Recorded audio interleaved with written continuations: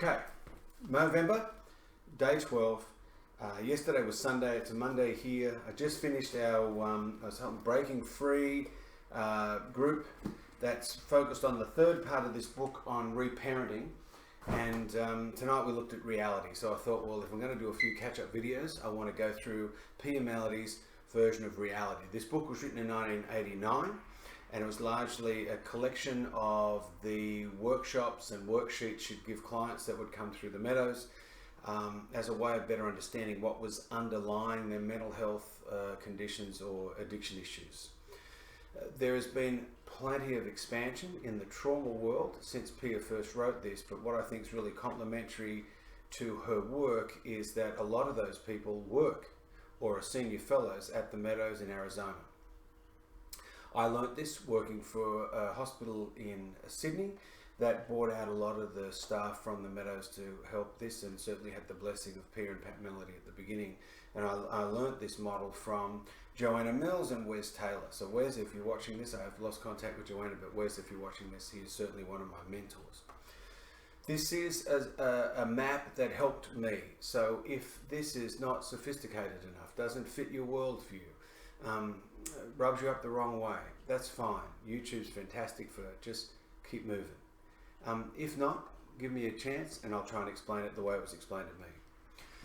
Pia said she stood in front of the mirror and she tried to work out who she was. This happens for people with complex stress symptoms. We don't know ourselves. The locus of control, that sense of identity, of place and time, is outside of us. So for her to explain that she stood in front of the mirror and said, look, I'm my physical body and all the embodied nervous systems and in the brain and the way we grasp hold of the visceral reality, the somatic reality is there. I am my mind. So if the body is our brain, the hardware, our mind is our consciousness, there's our feeling states and our behavior. So she went through trying to piece, look, how does that all work? If it's a system, how does it work? So Pia says that we experience events outside of us as data. We take them in through the 5 senses. So largely, as Dan Siegel would say, redundantly, the embodied brain, the nervous system, our 5 senses pick up data. And unless it's direct threat data, we will process it with the mind. Now, I want to come back to the sort of post-traumatic stress reactions we can have in a moment. But we take things in through the body and we assess that data. And then we go through the conscious mind. We assess it through our history, through our core beliefs, and through, any sort of distortions or defenses, but preferences, I suppose. If we're a healthy person, we're going to have our preferences. We assign a meaning to it. Now that meaning will unlock, some feeling reality based on what it is we saw. If this event was seeing a whale breaching, I used to work at a hospital that used to look out at the sea, and I would regularly, through winter, stop lectures to go, look, there's a whale, and we'd all stop and noses and faces pressed up against the window and largely enjoy it. Because generally the meaning people give a breaching whale when you're in the safety of a building or on shore is pretty exciting, usually a lot of joy, and their behavior will be, they'll try and get a good vantage point to have a look. I remember telling an Irish therapist there was one, she didn't believe me, and she went running around the block and couldn't find it, and she still, I think Cara, if you're out there, doesn't believe me. She eventually saw that whale.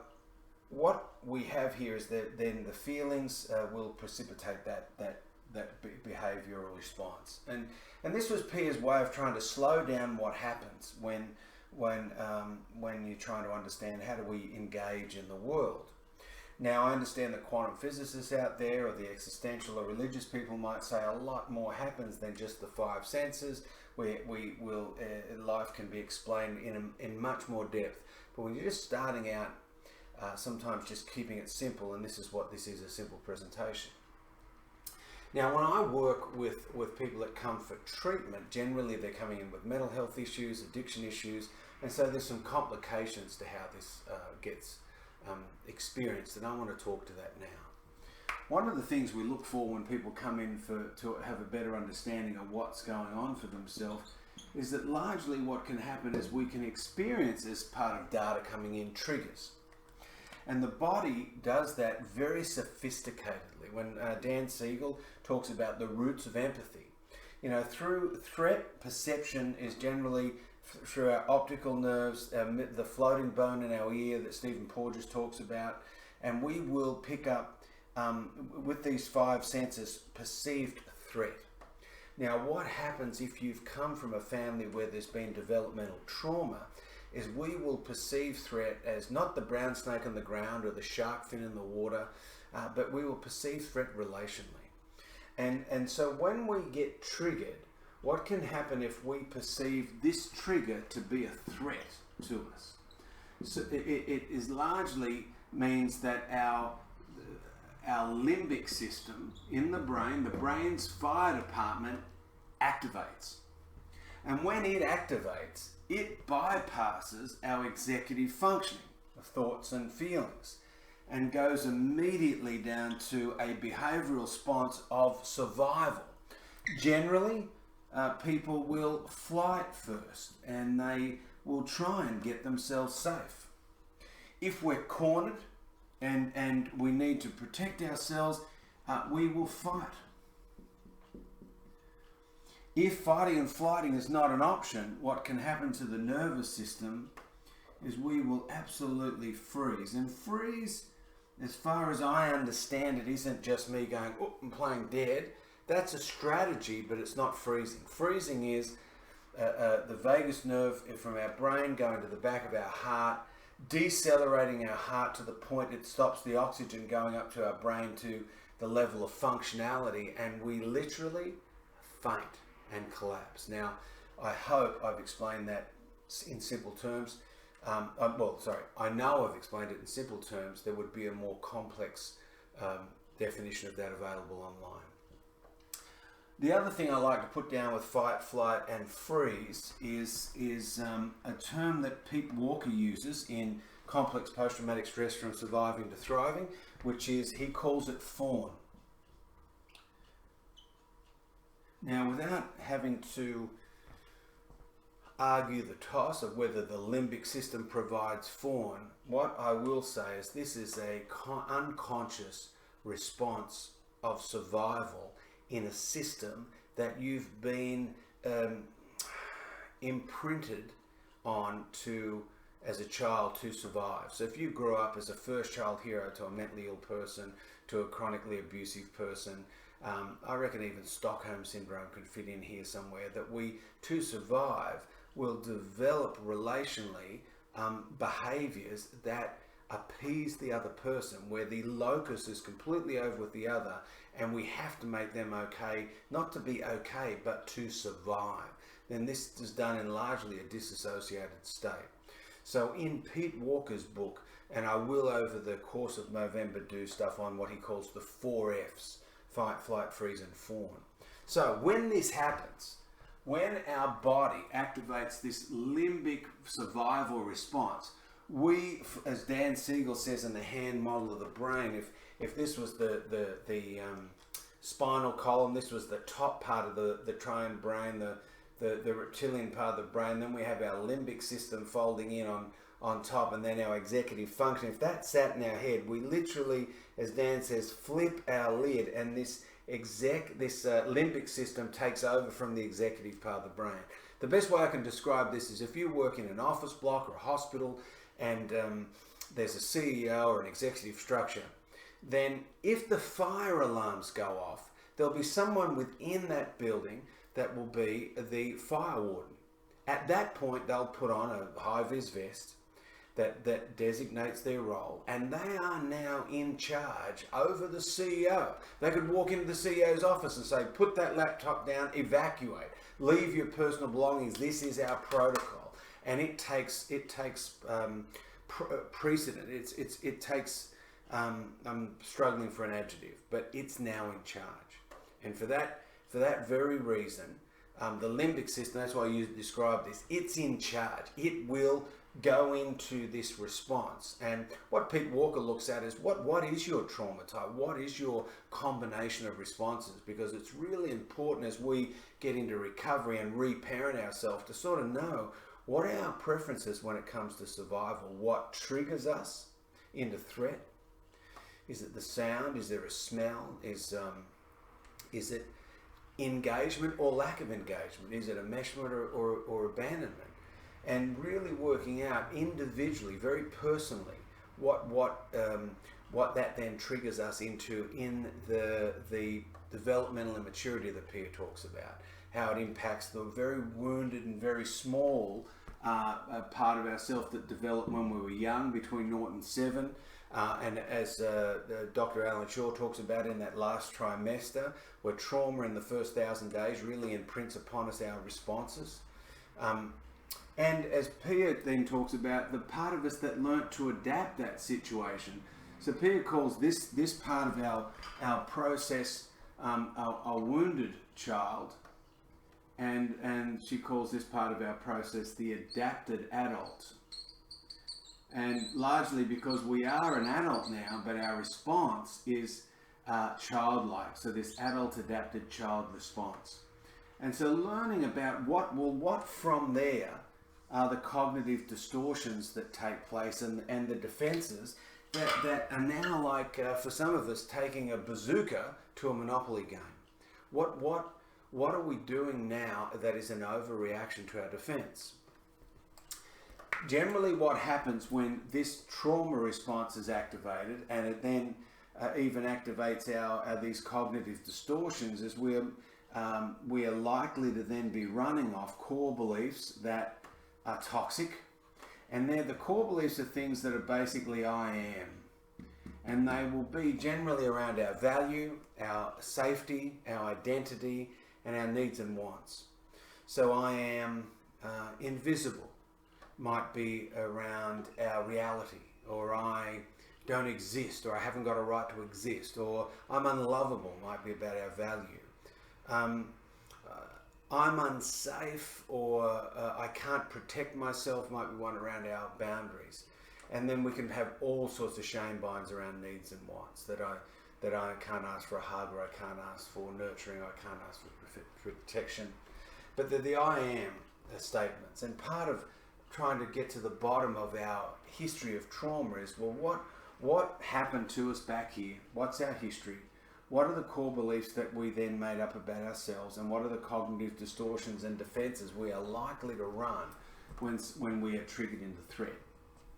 Now, these will then trigger not an adult feeling response. Pia keeps the feelings largely simple, like primary colours: anger, fear, pain, shame, guilt, love or passion, lonely and joy. But what can happen when we're running off trauma is we trigger into a whole lot of carried experience around feeling. That anger can turn into rage, fear will be experienced as panic, pain can be experienced as depression. Shame takes on healthy shame. We need healthy shame to let us know that we're not the center of the universe, that we're fallible, that we're perfectly imperfect, to use a Pia phrase. But toxic shame is the reminder of this intolerable experience of being, that we are worth less. Healthy shame, we made a mistake. Toxic shame, I am the mistake. Guilt can trigger us into sort of a toxic blame, that the locus of control is outside of us. We either blame others or blame ourselves. Love and passion can lead to enmeshment or lust and intimacy disorders. Loneliness triggers abandonment, pain. And joy can even put us into, that word is hysterical. Sorry, I just squashed it in. But we can go into a level of hysteria when we feel joyful. A lot of us grew up in a place where it wasn't okay to express joy. All these feelings are expressions of spontaneity. And that's one of the things that gets lost with trauma. And that's where this sort of toxic shame, John Bradshaw says, it's this, we lose the ability to be a spontaneous being. So by the time we get down to here, this is the limbic reaction, but a lot of our responses can be things that are based on these core beliefs, distortions, one of these ego states, either the adult adapted child or the wounded child, and we can come down here and experience the world either from that wounded child or from that adult adapted child. And so what reparenting is this returning to, as John Bradshaw said, this functional adult that we need to start a relationship of reparenting in regards to becoming aware of what happens when we trigger life. We experience life, not trigger life, and what can happen if within that life experience we get triggered into this complex stress. Now, they used to call it complex post-traumatic stress disorder. Bessel van der Kolk wrote a petition to have it called developmental trauma disorder. But largely, while they argue the toss in the medical fraternity, people like myself that are just a counsellor try and assist people in going within and learning to just get a sense of who they are and what their needs are. Now, in the beginning, the needs are quite overwhelmingly difficult to identify. We can feel shame, and Pia Mellody makes the point that to act in your own best interest for a while feels like you're doing something wrong. It triggers the very shame you're trying to heal. But over time, the brain, as we focus our awarenesses, as Dan Siegel talks about in that wheel of awareness, as we continue to sort of debunk the myths of our trauma and to focus ourselves towards healthy recovery and healthy activities that allow the brain to heal itself. And as a spiritual, religious person myself, if we then open ourselves up for what is a real trend at the moment, but this level of disconnection, it opens us up for connection. And that if we establish that connection with a power greater than ourselves, with the earth, with the environment, with other human beings, that it goes a long way to restore our sovereignty. Now, what I mean by that is Pia Mellody makes the point that when you're a codependent person, that our locus and focus is outside of us. And to define recovery is that this locus and focus is with the other, and that we need to return that locus and focus to be inside of us. That would take another video to sort of talk about this sort of locus issue. And I believe reparenting goes a long way to help us bring that sort of energy force from outside back inside. It's not a comfortable journey. And for, like I said, Pia says that for a long time there, we can feel like acting in our own best interest feels like we're doing something wrong.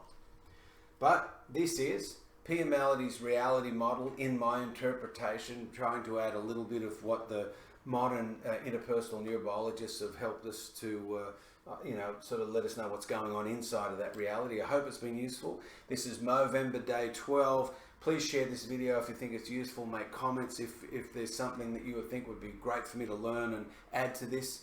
And if you can, go to my MOvember page and have a look and make a donation, and be mindful to be gentle with your heart today. Take care.